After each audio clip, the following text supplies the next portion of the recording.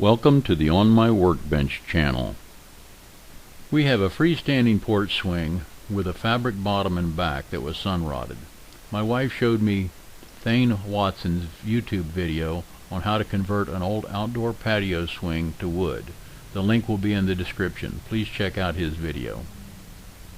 She wanted me to do it to ours. To do it, I had to make a few changes on ours from the way Thane did his, due to the differences in the way his swing frame was built. His frame uses square tubing and ours uses smaller diameter round tubing. I did not want to drill holes through the tubing on ours and weaken it, so I used electrical conduit clamps, the same type of clamps that you would use to fasten electrical conduit to a wall. As can be seen in the next three photos, I used the conduit clamps to fasten 3 2x4s to the swing's frame. I used the same method to fasten the back supports to the back of the frame as shown here.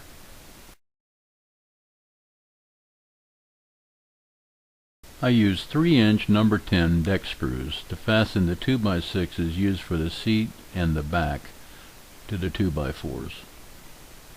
At first I was only going to use 2 2x6s for the back, until the plan was vetoed by the wiener dogs. The gap in the back was just the right size for wieners to slide out and onto the floor. This was not good, so we added a third 2x6 to the back of the swing, and now as you can see it's 100% wiener dog approved.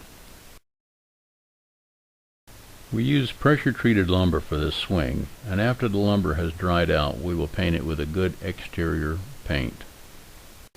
Please check back with the On My Workbench channel for more videos on cool stuff. Please subscribe, like, comment, share, and click the little bell. And thanks for watching the On My Workbench channel.